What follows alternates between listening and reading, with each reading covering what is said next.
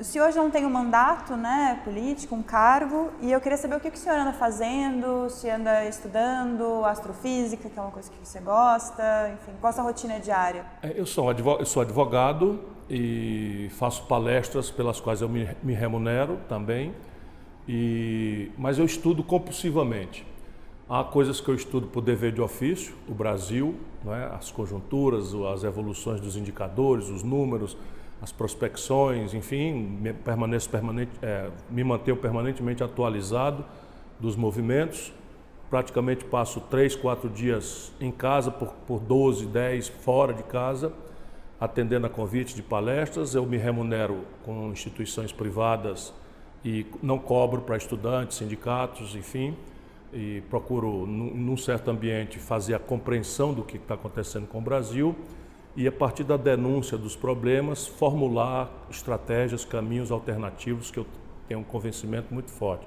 E nas horas vagas, evidentemente, eu continuo especulando sobre cosmologia, astrofísica, que são níveis, assim, limites do conhecimento humano que mexem muito com a minha cabeça. O senhor estava falando que o Lula foi, né, eleito na quarta eleição, na quarta campanha. O senhor pode ser que tenha a quarta campanha em 2022. Como que está essas ideias de campanha para daqui a, né, já são 3 anos? Tem alguma coisa desenhada? Essas viagens fazem parte de uma tentativa de manter o seu nome nessa arena política?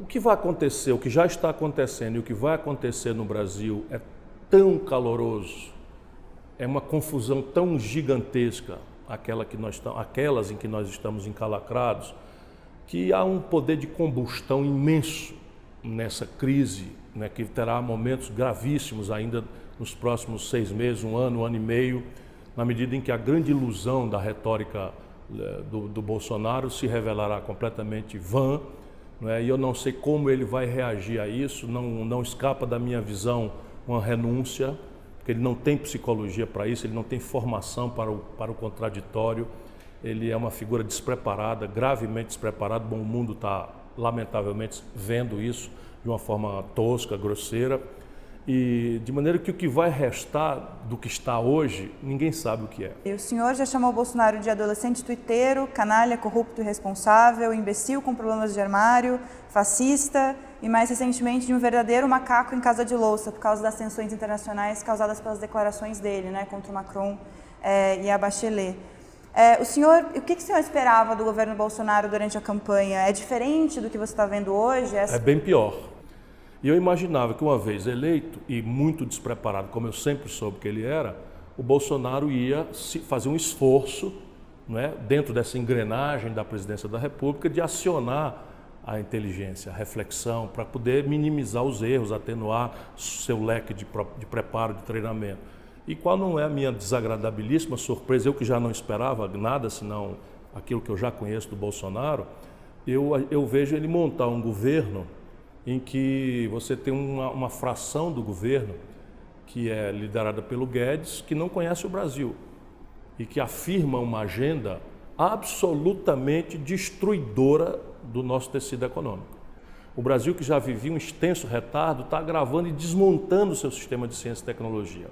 E eles não conhecem. Então, isso é o núcleo, vamos dizer, razoável do governo, tem esse problema, não conhecem o Brasil. Depois você tem um núcleo que é, eu diria a você, o núcleo da Ilha da Fantasia. Quer dizer, o guru intelectual dessa gente põe em dúvida a esfericidade do planeta, é adepto, ou pelo menos acha que temos que pôr em perspectiva a teoria da Terra plana, não é? Recentemente, só para ficar na última declaração, diz que os Beatles são semi-analfabetos e tocavam muito porcamente. Dizer isso para um inglês é uma coisa que é de rir para não chorar. Depois você tem o núcleo que é assim, inacreditável, gente que não tem capacidade de seguir o núcleo militar. Então, esse núcleo militar imaginou, num país latino-americano, de tradição autoritária, em que a intervenção das sargentadas ciclicamente acontecidas na nossa história, agora imaginou que ia tutelar o Bolsonaro, porque eles têm um profundo desprezo. E está sendo o oposto. Quando chega no governo, o papel do presidente é atenuar o dissenso. é tentar diminuir o antagonismo, é tentar fazer a média, tentar fazer consenso, tentar construir o diálogo entre facções. Ele faz exatamente o oposto. O Brasil está sendo dilacerado nas tensões e ódios, né, com gravíssimos riscos, até a própria unidade do país. O senhor foi, durante a campanha, logo depois do primeiro turno, criticado pelaquela viagem a Paris que o senhor fez depois do primeiro turno, e nas redes sociais alguns seus eleitores falaram que se sentiram incomodados porque o senhor decidiu viajar justamente naquele período decisivo do Brasil. Independentemente do apoio ao Haddad ou não, mas a sua ausência nesse período incomodou parte dos seus eleitores, enfim, eles manifestaram isso. Como que o senhor responde a isso? O senhor acha que aquele foi o momento adequado para fazer aquela viagem? Foi porque eu fiz aquilo que era o limite mínimo que eu tinha para guardar coerência com o que eu estava convictamente pensando no Brasil. Que o Haddad tinha perdido a eleição já de véspera, porque vamos lembrar de novo, o Haddad é uma fraude. A gente vai esquecer. O Haddad é uma fraude cuja origem eu denunciei ancestralmente. Por quê? Porque o Haddad foi transformado no vice, convidou a Manuela para ser um terceiro não sei de quê, de uma candidatura do Lula. Toda a burocracia do PT sabia, como todas as pedras do caminho sabiam, menos o nosso povo mais simples, que o Lula não podia ser candidato por uma lei que ele próprio colocou em vigor, que é a lei da ficha limpa. Então, e toda semana, no primeiro turno, o Haddad ia a Curitiba. O Brasil não precisa e não aguenta um presidente por procuração. Então, aquilo estava perdido. O que eu ficava? Eu ficava aqui, a imprensa todo dia me perguntando por que eu não ia para o palanque, por que eu não ia para o palanque, eu ia ter que dizer, ou eu, para não atrapalhar, saía. Optei por sair, eu sou livre. Sabe o que eu estou devendo para essa gente? Nada. Eu me esfolei de trabalhar, lutei, avisei, cansei de dizer para todo mundo e cansei de dizer, as pesquisas diziam, eu, Ciro Gomes, ganharia as eleições do Bolsonaro no segundo turno. Por que não se cogita o inverso? Por que o PT nem de longe, nem remotamente cogitou de retirar a candidatura? Eu nem pedi, não. Mas se querem me criticar, por que não inverte? Ele perdia em todas as simulações e eu ganhava em todas as simulações. Tem essa questão também, eu acho que também o simbolismo Agora, deixa eu falar. Claro. Em 2014, eu engoli muito cocô com arame farpado para apoiar a reeleição da Dilma. Já foi isso que eles me pediram para fazer de novo. Em 2010, o Lula inventou a Dilma para continuar mandando no país, botando na presidência da República uma pessoa que não tinha nenhuma experiência política. Eu fui lá e ajudei. Em 2006, eu tirei minha candidatura e apoiei o Lula na reeleição dele. E não era trivial não, porque havia o escândalo do mensalão. Essa petezada agressiva agora frouxou toda, correu todo mundo embora. E eu é que estava 6h30 da manhã, todo dia, para esconjurar esse golpe. Não é? Em 2002, eu apoiei o Lula no segundo turno. Não chega, não? Até quando eu vou ter que engolir em nome de uma pseudo-unidade que essa gente aproprie o país, roube feito um condenado, se acostume com a vida e as frivolidades da burguesia, que é o que aconteceu com o Lula. O Lula se corrompeu. Desculpa, é doído dizer isso, o Lula se corrompeu. O Lula virou, sabe o quê? Um caudilho sul-americano. É o culto à personalidade. Toda a agenda do país agora é refém do egoísmo do Lula. Eu questiono essa questão da viagem, porque o senhor deve ver redes sociais. Se eu fico aqui, eu vou explicar por que eu não voto, por que eu não vou fazer campanha. É que a questão o Cid fez. O Cid foi fazer campanha, o meu irmão, desculpa te interromper, o Cid foi fazer campanha, no primeiro ato de campanha os caras começaram a insultar o Cid. Aí o Cid lembrou que o Lula estava preso, babaca. Imediatamente a direita apropriou. Da mesma forma que se apropriou, enfim, da presença, por exemplo, do seu irmão, isso você falou que ele foi questionado por isso, por ficar ajudando. Aqui. O senhor foi para Paris e essa viagem à Europa também foi apropriada como, volta e meia nas redes sociais isso volta, você não estava em Paris, Ciro voltou de Paris. Isso foi de alguma forma, criou-se um bordão em torno disso. Acho que é por isso a minha pergunta, o senhor talvez se arrepende de ter escolhido esse destino ou não ter ficado no Brasil? Não, eu nem fui para Paris, na verdade. Eu aceito para argumentar, para não explicar que eu fui fazer uma viagem, fui para Portugal, porque sai de Fortaleza, a passagem é mais barata, classe econômica. Mas, enfim, fui para Paris. Por que eu fui para Paris? Porque eu estou solto. Sabe, eu sou livre, eu estou na plenitude das minhas franquias cidadãs. E eu não sou obrigado a apoiar ladrão.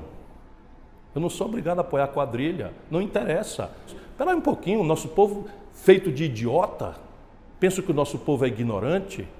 Eu aposto na inteligência do povo. É uma explicação simples. E vocês, jornalistas, arbitrem. Se for verdade o que eu estou falando, é uma fuga dessa petezada maluca, que é a coisa igual ao Bolsonaro. Bolsonaro diz as maiores loucuras, os fanáticos dele relativizam e defendem. O PT faz as maiores aberrações, os fanáticos dele relativizam e defendem. Eu não tenho nada com isso. Já estava perdido de alguma forma essa eleição? Eu sei convictamente que estava e tenho todos os números de todos os institutos de pesquisa demonstrando isso. Antes, não é depois não. Antes estava tudo evidente. E eu já sabia disso. O que é que eles queriam, na verdade? Queriam me associar na derrota. Isso é o que eles queriam, porque eles não pensam no Brasil. Tem o menor compromisso com o nosso povo. Eles só pensam na organização deles. E pior, para roubar. Mas te associar na derrota Olha de aqui, que forma? Te associar na me derrota? associar, porque se eu assumo ostensivamente o apoio ao Haddad, estaria junto com ele derrotado. Isso é o que eles queriam. Essa é a questão. Simples assim. O senhor falou da frase Lula está preso babaca. Em fevereiro, durante um discurso na Bienal da Uni, se eu não me engano, o senhor criticou os jovens por defenderem os políticos envolvidos em corrupção. Eu critiquei os jovens? O senhor falou que vocês defendem os políticos que são envolvidos. Aquele grupinho que estava ali. Então não é os jovens. Os jovens, a eles eu estou dedicado. O pequeno grupo que estava lá. O pequeno grupo que estava na Uni. É muito constrangedor você ser jovem, a essa altura da vida, num país como o nosso, e obrigar essa garotada a defender corrupção e ladroeira. Ou o Palocci é do PV, o Palocci é da rede. O Palocci é do PT. Acho que a minha pergunta seria a seguinte: o Haddad, com o suporte do Lula, ele teve 29% dos votos no primeiro turno. O senhor não acha que com essa postura, o senhor intensifica a divisão da esquerda e favorece a direita de alguma forma? Pelo menos por Quem disse que esse PT é a esquerda? Pergunta muito simples: o que é ser de esquerda? Olha aqui, eles governaram o Brasil 14 anos. Nós temos o sistema tributário mais regressivo do planeta Terra. Que o inglês fique sabendo que o imposto aqui sobre lucros e dividendos empresariais não existe. Só no Brasil e na pequena Estônia do leste da Europa não tem esse imposto. Onde é que está o esquerdismo? O que é que está? O Brasil tinha 30% do PIB industrial, hoje é 11%. O Brasil tem a maior crise de endividamento das famílias e das empresas da história.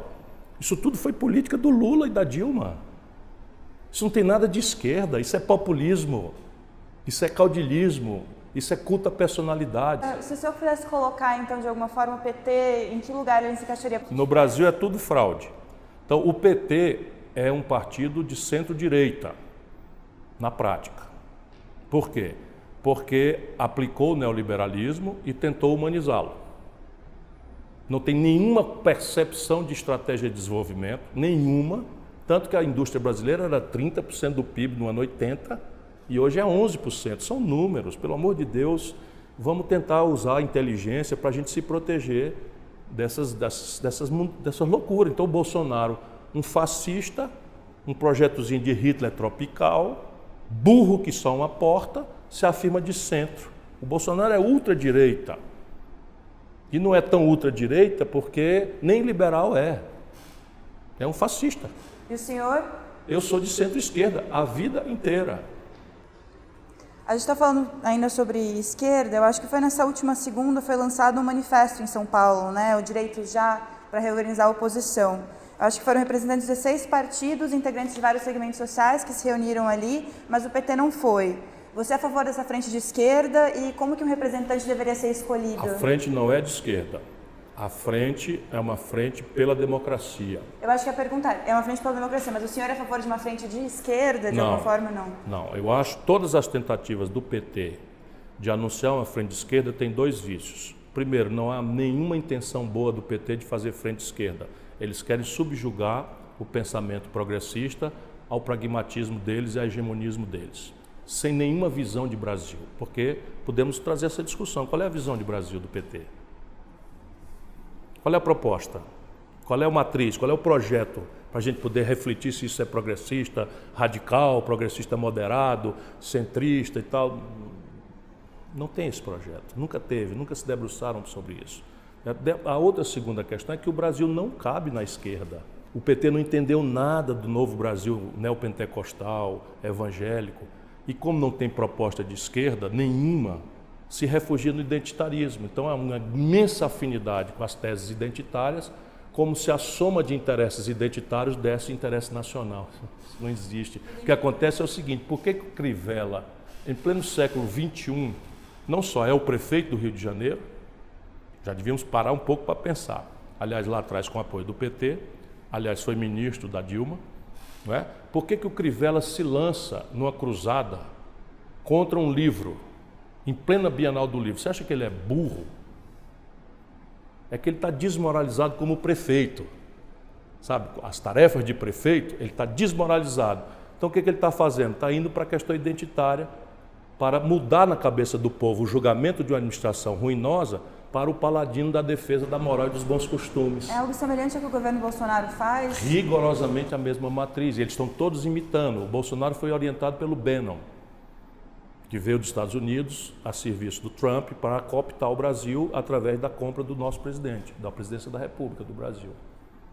E o senhor acha que o PT faz algo semelhante de uma outra... Rigorosamente a mesma coisa. Quantos votos teve a candidata a governadora do Rio de Janeiro nas eleições próximas passadas? Você tem ideia, não? O Rio de Janeiro é a maior concentração de artistas por quilômetro quadrado, intelectuais, engenheiros do Brasil. É a sede da Globo, é a sede da ABI, é a sede enfim, de tudo que é progressista, enfim.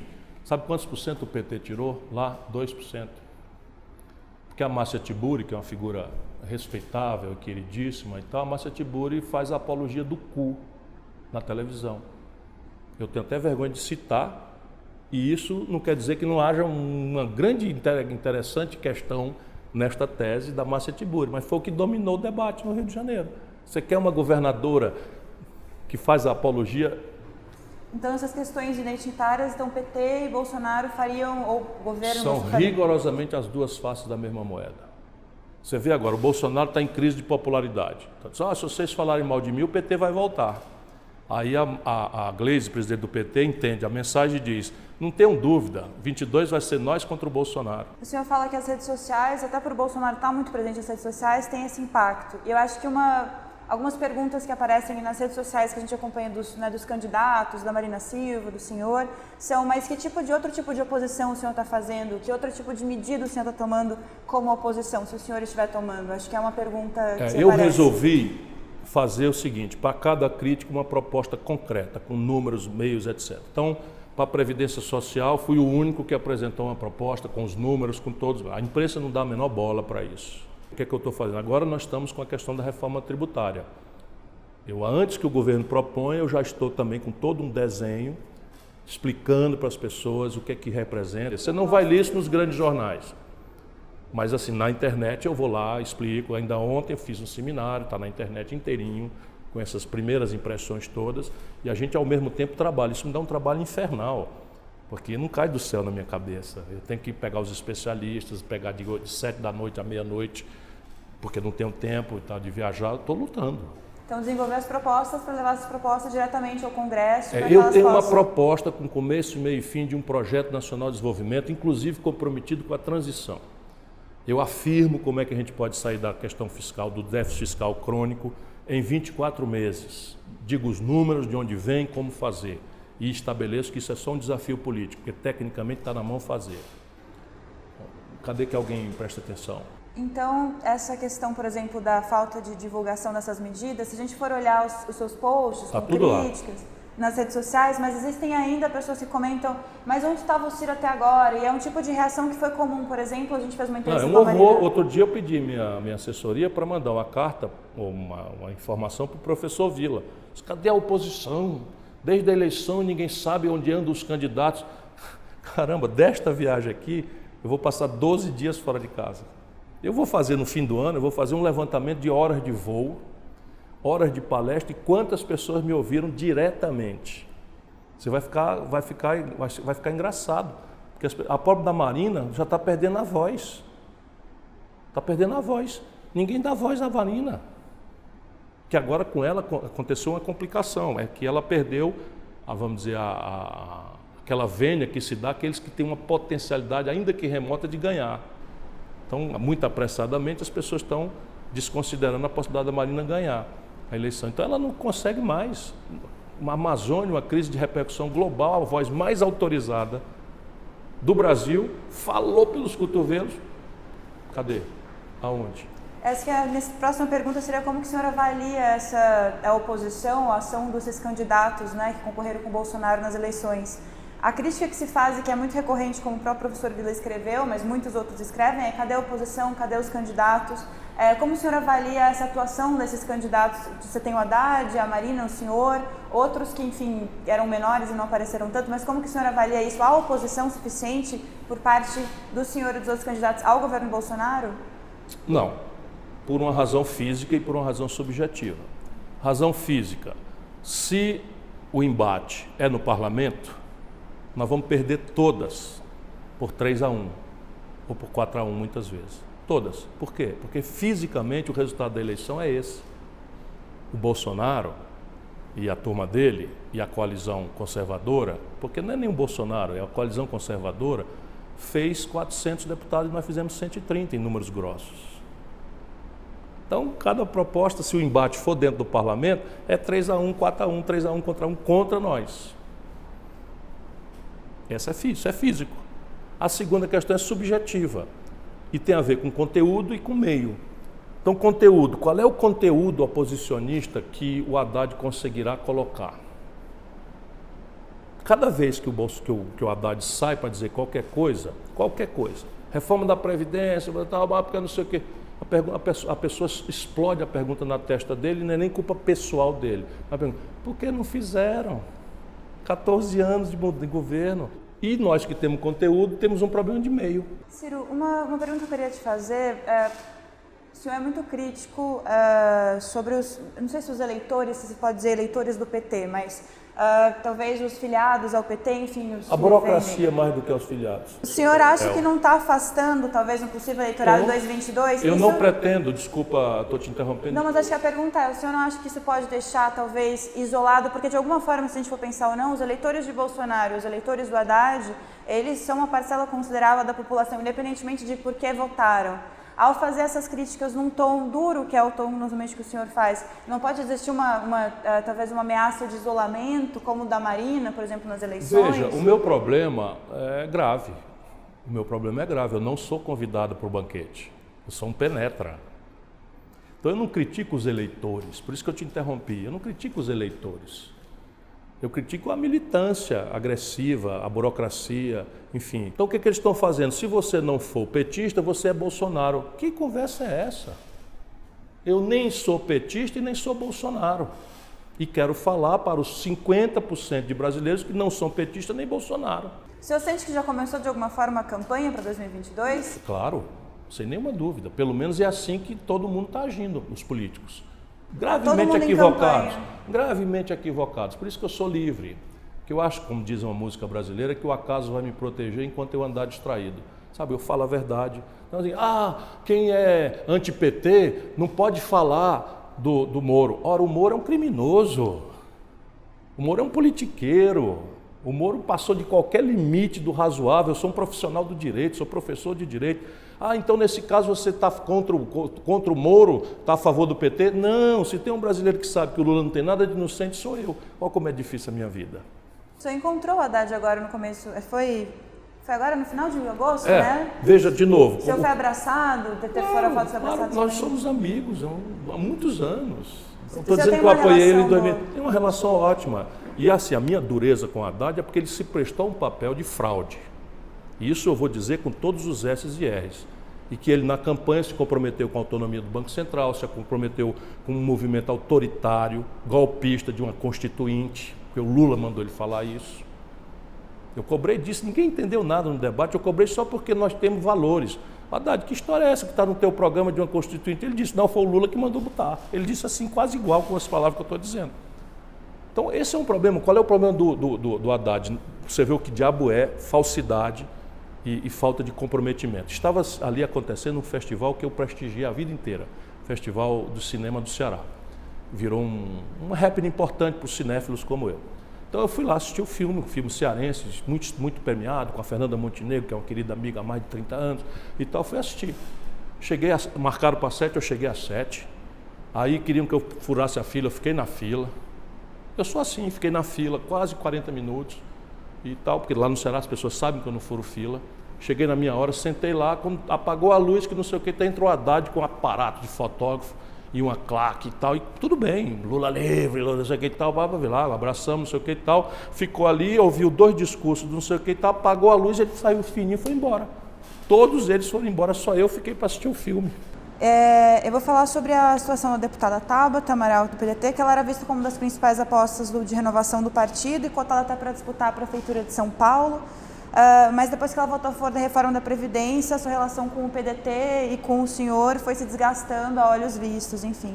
Ela foi inclusive suspensa da sigla. O senhor ainda conversa com a deputada? Como que vê a atuação dela hoje? Eu não me nego a conversar com ninguém, mas nunca mais houve ocasião para conversarmos. A última vez que nós falamos foi ao telefone, em que eu tentei paternalmente, porque eu que recrutei a Tabata, eu que abonei a ficha dela, eu que estimulei ela a vir para o PDT, e eu sinto um desgosto muito grande. Eu nem quero comentar mais, não quero que ela seja feliz, mas é um desgosto muito grande para mim ver que a dupla militância dela pendeu para o lado conservador. E é só isso. A matriz de economia política que o Bolsonaro sancionou sem acreditar, que é a do Guedes, é neoliberal. E é um neoliberalismo intelectualmente mofado, porque a crise de 2008 já pediu a quem pensa isso seriamente para nuance. Então, como Barack Obama reage estatizando o setor de seguros, o Trump está fazendo política industrial e de comércio exterior. E o senhor disse que vai virar o inferno porque ela fica Porque vem aí a autonomia do Banco Central. Lá vai ela votar contra.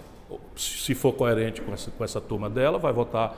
Aí vem aí a desvinculação do orçamento, que teoricamente você tendo assim, se você estivesse na Inglaterra, não faz muito sentido você estabelecer uma vinculação orçamentária, mas no Brasil você corta 300 milhões de reais e deixa 80 mil bolsistas do Sistema Nacional de Pesquisa, CNPq, sem receber a partir de setembro, e aumenta no mesmo dia, aumenta para 3 bilhões de reais o fundo de campanha dos partidos políticos. Ela disse numa entrevista, essa mesma entrevista que eu citei... Então vamos mudar de assunto. A última pergunta sobre ela, porque ela disse que o senhor não pensa tão diferente dela, porque também tinha um modelo de reforma da Previdência durante sua campanha. Aí eu tenho um modelo de Previdência, foi apresentado na campanha. Mas ela disse que não há que haveria uma contradição por parte do senhor. Ela está fazendo uma aposta na ignorância das pessoas, que é desonesto isso.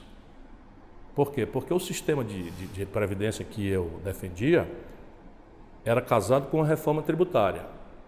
E eu estabelecia que nós íamos cobrar um imposto sobre lucros e dividendos, certo? Que arrecadaria 70 bilhões de reais num único exercício, no primeiro exercício possível, estabeleceria um corte de 20% nas renúncias fiscais, que arrecadaria mais 80 bilhões de reais, e que isso ia atenuando o déficit estratégico do país, e íamos fazer um sistema de previdência baseado em 3 pilares. Um de renda mínima, de um salário mínimo para todo brasileiro, independentemente de ter podido ou não contribuir, em direção, inclusive, à questão do futuro do não emprego, dessa imensa geração de brasileiros que não vai ter nenhuma capacidade de assumir os empregos modernos, por falta absoluta de preparo, capacitação e treinamento. Ela conhece os números disso. O segundo pilar é de repartição, estabelecia ali um teto até 4.500 que tirava 80% das pessoas, e um terceiro pilar de capitalização público, não é? Com contribuição patronal e sob controle dos trabalhadores, o oposto do que ela votou, que era privado, sem controle dos trabalhadores e tirando a contribuição patronal. Portanto, não é honesto o argumento. O senhor falou em renúncia no começo, possível renúncia do Bolsonaro, e que o psicológico dele isso não é um mero palpite. Um mero palpite, mas o senhor já falou algumas vezes não acreditar que ele termine o governo e não apoiar um impeachment. O senhor acha que não acredita que termine um mandato, né? Por que o senhor acredita nisso e quais são as possíveis... Veja, os políticos perceberam o gravíssimo erro que cometeram no impeachment da Dilma. Por exemplo, o PSDB atirou no pé, e acho que para sempre. Porque se eles deixam a Dilma levar o desastre do governo dela, que foi talvez, o Bolsonaro deve ganhar o lugar aí, junto com o Collor, são os 3 piores governos da história do Brasil. Números, nada subjetivo. Eu estava lá ajudando, trabalhei contra o impeachment e tal, e ela é uma pessoa honrada, nada disso. Estou falando só que o Brasil nunca caiu a economia como caiu com ela. Nunca. Então é uma coisa concreta o que eu estou falando, números, para nos proteger do petismo amalucado aí, que eles apagam a Dilma.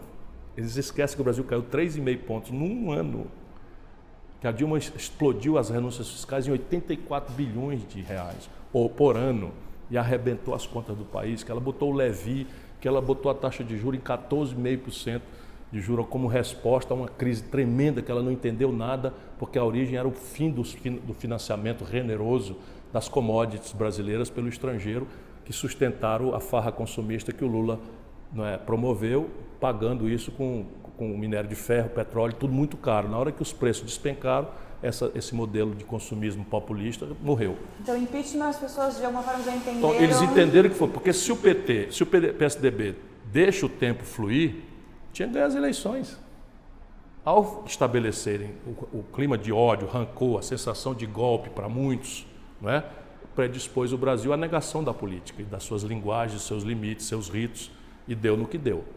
Um fascistoide, como o Bolsonaro, completamente despreparado, que navegou nessa onda de ódio contra que caracterizou o país. Agora, todo mundo está vendo a mesma coisa. Se ele cometer um crime de responsabilidade doloso, não tem conversa, vai para o impeachment. Mas se não cometer, eu, por exemplo, não participarei de nenhum tipo de golpe contra o Bolsonaro. O governo é assim, se a gente elege ruim, a gente aguenta.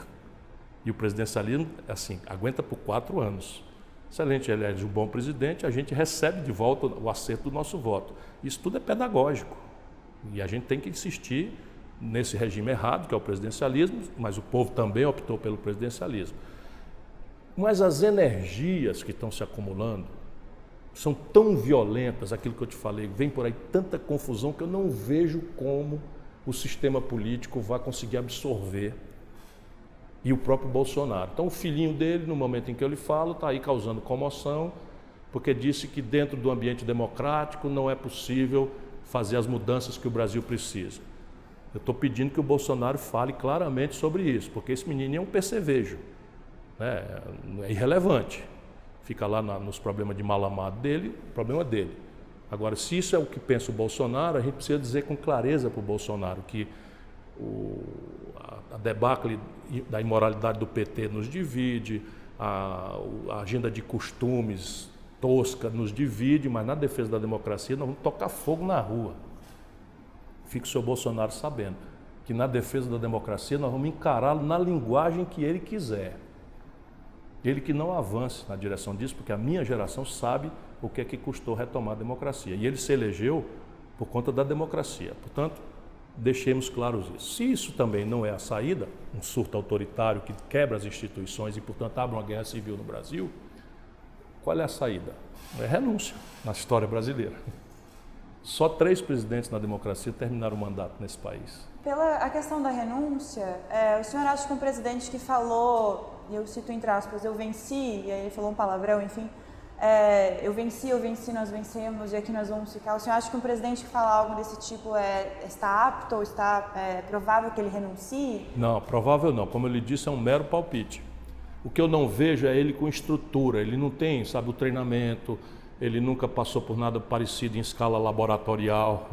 Você foi prefeito, você já administrou ali uma porção de tensões, você foi ministro, você já administrou uma porção de conflitos, você foi governador, você já administrou uma porção de tensões, então as emoções ficam um pouco mais postas em perspectiva. Ele deu uma entrevista dizendo que acorda de madrugada chorando, isso com 4 meses de governo. Você imagina quando ele não puder botar a cara na rua por impopularidade? Agora ele ainda tem aí seu 25%, 28%, dizendo que ele é ótimo e bom, que é o pior número para esse período de governo de qualquer governo da história. Então ele dissipou o capital político mágico que o dia seguinte da eleição dá ao eleito, porque o eleito ele não leva só os dele, aquilo que eu falei no começo, ele não leva só os dele, ele leva a psicologia de todo mundo. Mas a partir daí ele vai se desmoralizar muito, aí bota a cara na rua, não tem um prêmio de nada. Aí quer fazer uma coisa, o Guedes diz assim, não, que vai ultrapassar a lei de responsabilidade fiscal, teto de gasto, e tal, que vai piorar muito no ano que vem. As universidades vão parar, vão começar esse ano, mas vão parar todas no ano que vem. Os institutos federais de educação vão parar, os cientistas vão colapsar por conta da loucura que eles estão fazendo e achando que está trabalhando para melhorar a vida do povo, e o povo baiano onde ele chegar, não vejo como ele aguente. Enquanto isso, Ciro Gomes está em campanha para 2022? Sim e não. Por quê? Eu estou em campanha para criar uma corrente de opinião, né, que mostre ao Brasil a natureza real do nosso problema e um projeto alternativo, que é perfeitamente praticável num país como o nosso. Isto vai ou não virar uma candidatura? Depende do que vem por aí, pela frente. Que eu quero ser, está dito, eu já tentei ser 3 vezes. E meu partido quer que eu seja, e eu topo ser. O senhor ainda quer ser? Quero muito, ainda. Mas vai ser a última vez, com certeza.